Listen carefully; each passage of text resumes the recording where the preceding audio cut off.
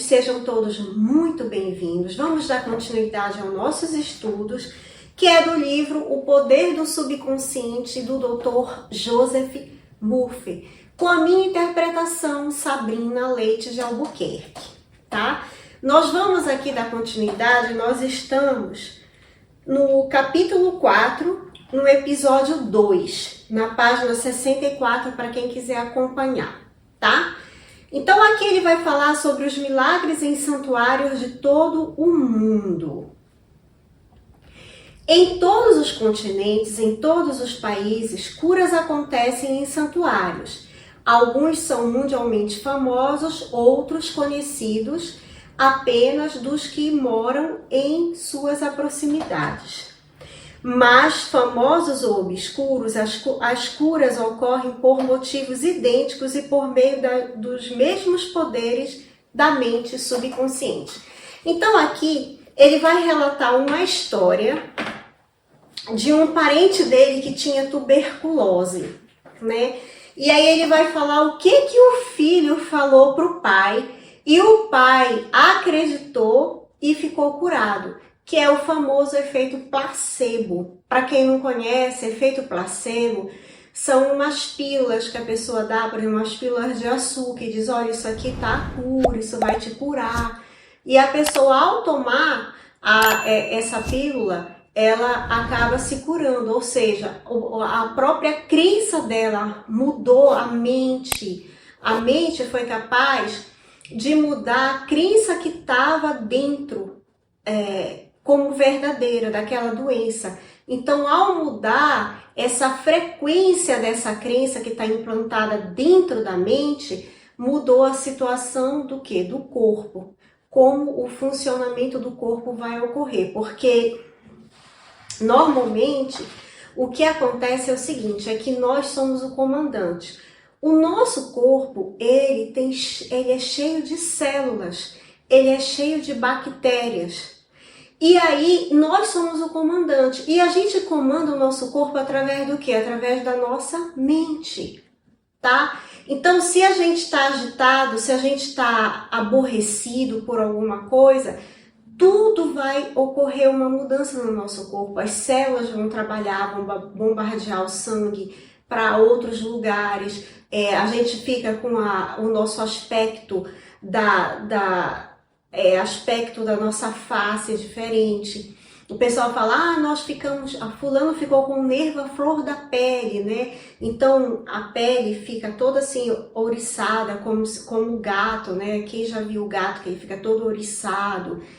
E assim, tudo há uma mudança, porque é aquele sentimento, aquele pensamento, aquele sentimento que a gente agarra através da nossa mente, que é o comandante, tudo vai movimentar o nosso corpo. Então, é como se aquele pensamento e aquele sentimento associado ao sentimento que você tem, é como se fosse o jeito que você vai dar na vela que vai controlar o vento. E o seu navio vai para esse lugar. Então, por exemplo, se você fechar os olhos e pensar numa imagem maravilhosa, num momento que você recebeu muito amor, muito carinho, que você foi realmente abraçado, que você foi acolhido, um momento muito gostoso da sua vida. Então, quando você recebe o amor, tudo relaxa, as células elas se abrem para receber aquele amor, né? Para receber aquele momento divino, um momento de paz, de luz. Então você se sente num momento tão bom e você se relaxa. E se for ao contrário, se você disser, pense no momento que você se aborreceu, que você se achou injustiçado, alguma forma assim, aí você começa a pensar nisso e aí tudo em você muda, ou seja, aonde a sua mente caminha, para onde você permite a sua mente caminhar. Isso é muito importante, por quê? Porque ela vai movimentar, a mente é o comandante, vai movimentar todo, vamos supor, os tripulantes do nosso navio. Quem são os tripulantes? São as nossas células, são os nossos, que formam os nossos órgãos. entendeu? E tudo que é composto no nosso corpo. Então, muito cuidado com o que você acredita, com o que você alimenta a sua alma, porque, como eu falei, tem o alimento do corpo e tem o alimento da alma. Então, tem muitas pessoas que se preocupam com o alimento do corpo. É uma coisa muito boa alimentar o nosso corpo, porque de coisas boas. Por quê? Porque o nosso corpo tem que ser cuidado, é o nosso veículo aqui na Terra, né? Então, a gente vai caminhar, a gente quer ir para algum lugar, então o nosso corpo vai para onde a nossa mente comanda para ele ir. Só que nós também temos que alimentar a nossa alma. Então, de que você alimenta a sua alma? E o que é a alimentação da alma? Quais são os sentimentos que você capta através dos seus 5 sentidos? Quais são as percepções que você dá para a sua alma do mundo que está à sua volta?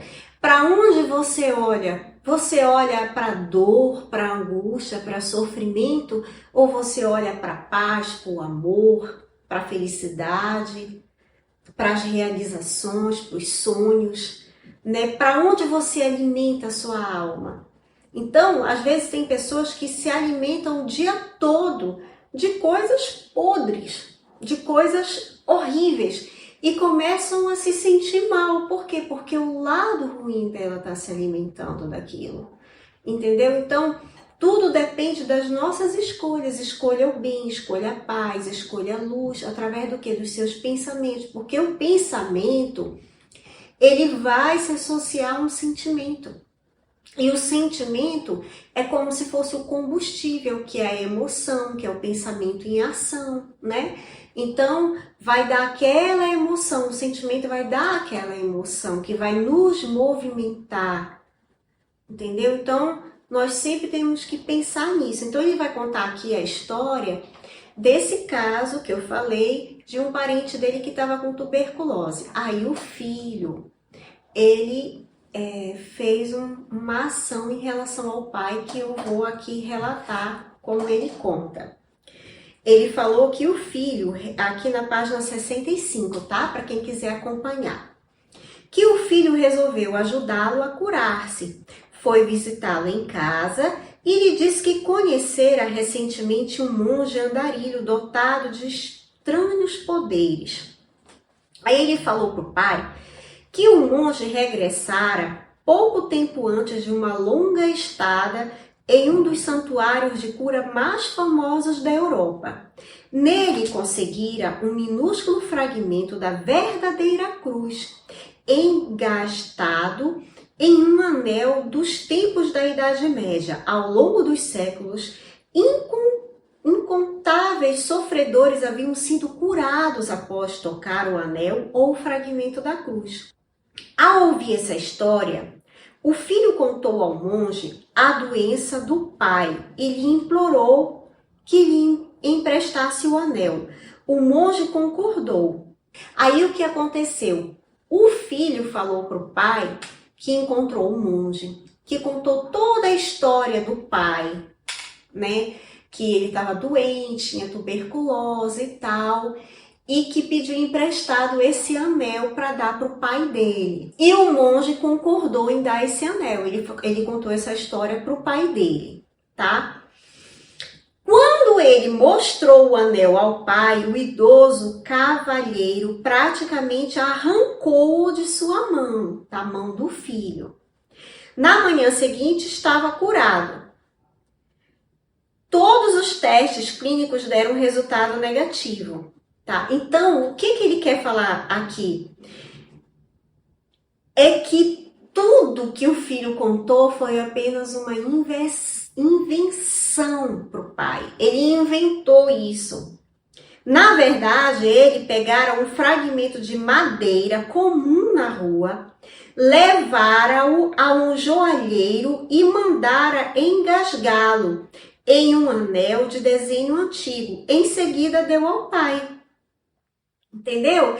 Então ele fala que a sua fé, a sua imaginação, ela pode lhe salvar. Por quê? Porque a fé é o que move tudo. A fé é a sua crença na realização. E como ele fala, quem tem o poder é o subconsciente. Quem é o nosso subconsciente? A nossa centelha divina, a nossa consciência crística, que é Deus que está dentro de você.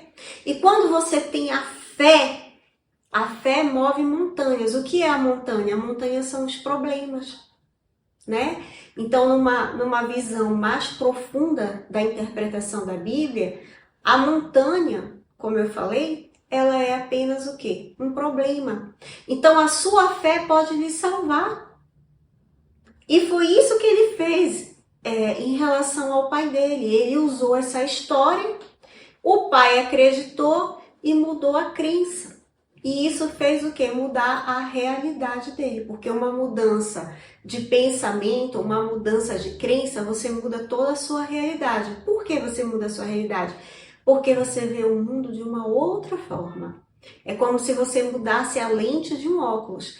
Eu tenho uma lente vermelha, então eu vejo tudo com fundo vermelho. E de repente, ele clareou. Ele colocou uma lente cristalina, ele conseguiu enxergar de uma forma mais nítida, que fez o que? Ele acreditar na saúde dele, através da fé, através da procura de Deus interior, através da nossa conexão com a nossa centelha divina. Tá bom? Aí, continuando aqui, na página 65. Então, foi a imaginação despertada em grau intensíssimo, além da esperança confiante em que ficaria inteiramente curado. A imaginação ligou-se à fé, que é uma emoção subjetiva, e a união das duas realizou a cura pelo poder do subconsciente, tá? Então, ele imaginou e teve o quê? Ele teve a fé. Ele vai falar aqui na página 66, um único princípio universal de cura, que ele vai dizer que esse único princípio é o quê? É o nosso subconsciente, que é a nossa centelha divina, que é a nossa consciência crística, tá? E que é Deus, nada além de Deus, só que a gente tem que aprender a se conectar com Deus. E ele diz que a principal conexão com Deus é o quê? É a fé, é a confiança, é acreditar e através da imaginação. Imaginar que aquilo é real, que aquilo é possível através do meu agora. Porque o passado já passou, o futuro ainda está por vir. Segundo os estudos do Joseph Murphy, o que eu estou agora vivenciando foi exatamente o que eu pensei, sonhei, imaginei no meu passado. Eu estou vivendo agora o meu presente. Então a gente tem que pensar no nosso agora. Agora, apesar de tudo aqui, vamos supor, não ser o que eu quero que seja, mas eu tenho que ir para dentro de mim e agora pensar como eu quero que seja a minha vida, qual é o sentimento que eu quero sentir, o que eu quero pensar, o que eu quero desejar, mas como se isso acontecesse agora, como se isso fosse real. Por quê? Porque o que eu vou agora construir é o que no futuro eu vou desfrutar. É como se eu estivesse construindo pedacinho por pedacinho, tijolinho por tijolinho. Entendeu? Aos poucos a gente vai construindo, é o nosso livro da vida. Olha, eu tinha uma pessoa que eu conheço, que ela falava assim pra mim: eu queria tanto, tanto, tanto um apartamento, nem que fosse uma kitnet. Eu queria tanto, tanto um apartamento, nem que fosse uma kitnet. E ela ficava repetindo isso, até que um dia o que foi que aconteceu? Ela me contou, muito feliz, que ela tinha realizado o sonho dela, que ela conseguiu comprar o apartamento dela, que foi uma kitnet, tá?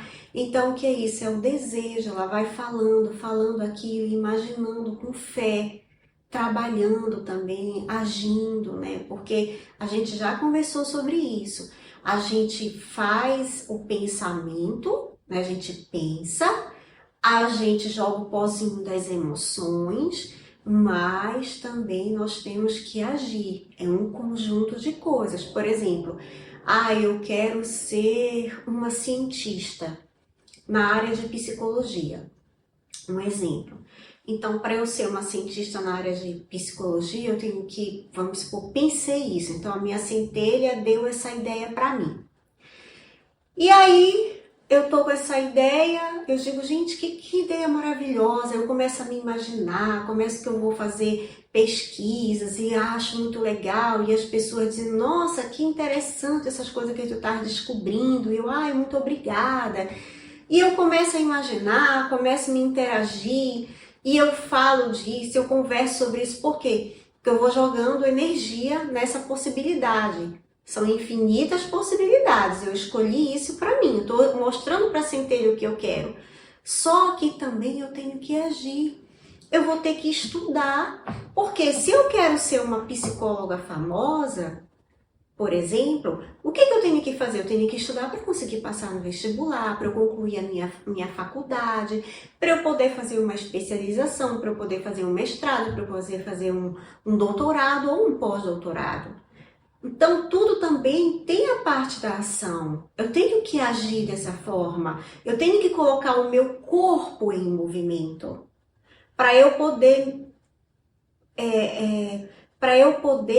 ligar os pontos necessários, é o pensamento e o sentimento e a ação.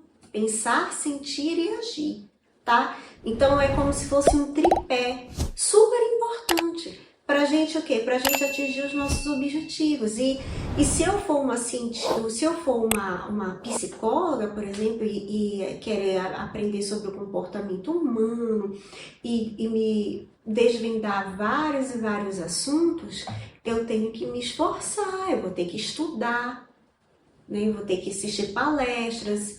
Então, o que é isso? Isso é o meu empenho na ação daquilo. Então, eu vou fazer, eu vou viver aquilo, eu vou respirar aquilo, porque eu amo isso. Então, o que você pretende fazer? Se você quiser ser uma cantora, você vai conseguir ser essa cantora. Mas você vai ser essa cantora e você vai poder o quê? Você vai poder se empenhar na sua profissão de cantora. Então você vai primeiro ver se você tem o seu talento para ser cantora. Você vai ter que treinar suas aulas de canto, tá? Você vai ter que entrar em contato com pessoas que tocam. Então, tudo é um conjunto e você tem que agir. Você vai ter que se apresentar. Porque eu não posso dizer assim, nossa, mas eu sou uma excelente cantora. Tá. Ah, eu tenho um talento. Todo mundo fala, nossa, você canta muito bem. Ah, obrigada, eu canto muito bem, que bom. Só que você não se apresenta em nenhum lugar, você não faz nada, só fica dentro de casa. Não vai conseguir. Você tem que agir também, tá? Então, tem tipo um tripé. Pensar, sentir e agir. 3 coisas super, super, super importantes, tá bom? Aí, nós vamos agora, que ele fala, né? Voltando aqui, ele fala aqui na página 66, que você desempenha funções mentais que foram diferenciadas, designando-se umas como mente consciente e outras como mente subconsciente. Nós já vimos isso. A mente subconsciente é invariavelmente suscetível ao poder da sugestão. Já vimos isso também, né? Porque o que? A sugestão é aquilo que a gente pega como o quê? Como verdade, tá? Então, as pessoas vêm dar sugestões. Se você absorve sugestões positivas, maravilhosas, viram crenças o quê? Fortificantes. Se você pega as sugestões negativas, viram crenças o quê? Limitantes. E quem é suscetível de sugestões? A mente subconsciente. Então, você sempre tem que se acompanhar de boas pessoas, boas vibrações, pessoas que te elevem, pessoas que te põem para cima, pessoas que vão te engrandecer. E você engrandecer também essas pessoas, porque há essa troca de energia, tá? Então, a frequência ela é muito importante. As pessoas elevadas, elas trazem uma frequência boa pra gente. Tá bom? Aí ele fala, a mente subconsciente exerce controle absoluto das funções, condições e sensações do seu corpo. Como eu falei, né? O exemplo passado que ele falou do filho em relação ao pai. Com a mudança da crença, que ele estava tendo, então mudou toda a estrutura do corpo dele. Por quê? Porque a mente mudou. A mente é o comandante. Eu mudei. A minha mente mudou. Se a minha mente mudou, eu mudei. Eu mudo tudo. Eu mudo a minha forma de vestir, eu mudo a minha forma de andar, eu mudo a minha forma de me comportar. Por quê? Porque a minha mente mudou. Tá? Então, quando você muda a sua mente, tudo à sua volta muda. Tá bom?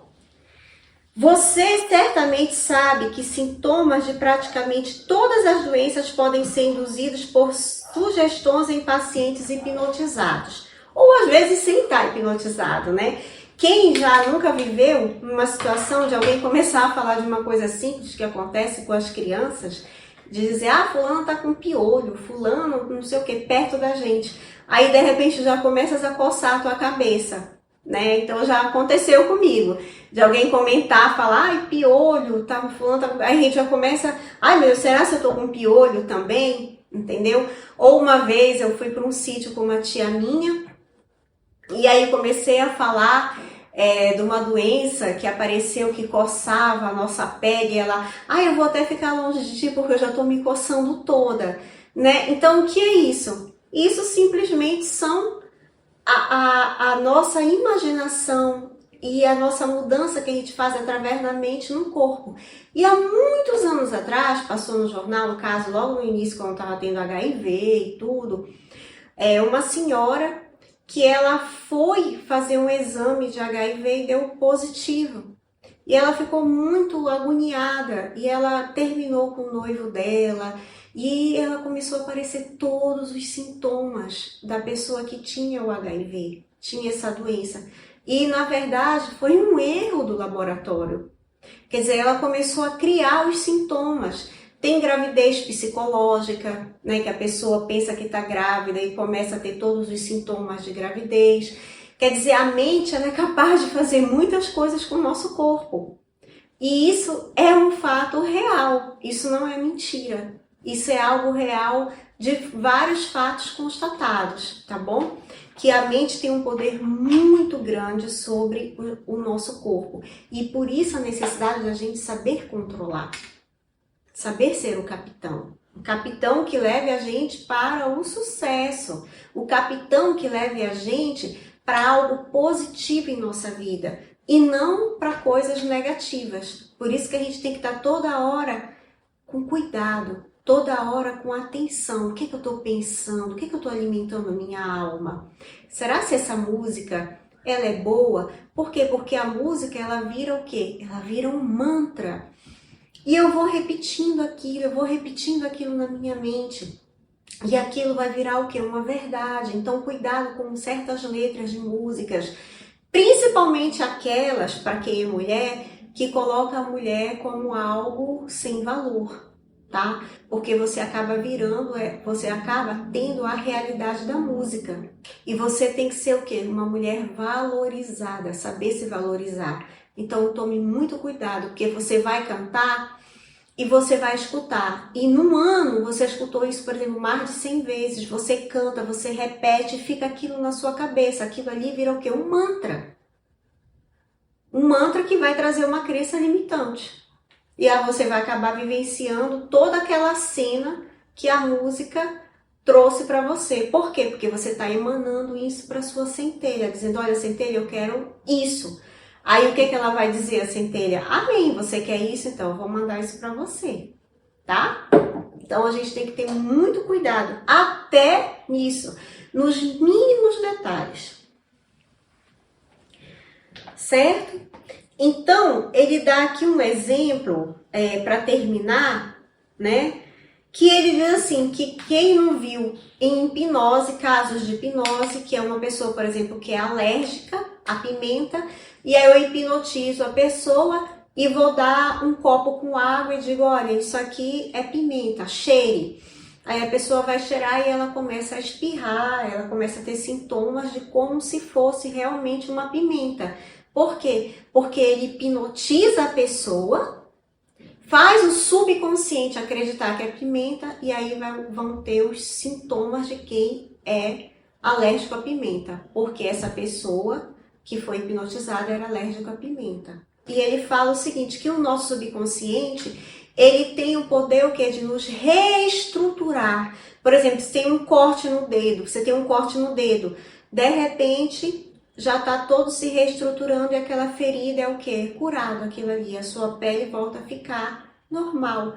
Quer dizer, a própria energia vital, a própria energia divina que está dentro de você, ela se auto-reproduz para lhe curar. Então, significa o quê? Segundo o pensamento do Joseph Murphy, Deus tem todos os caminhos para a nossa cura. E basta nós nos comunicarmos com Ele. Através do quê? Através da fé, através da imaginação, através de nossas escolhas, tá? Então, praticamente é isso que tem aqui nesse capítulo 4, no episódio 2. Então, por hoje é só e nos veremos no próximo episódio.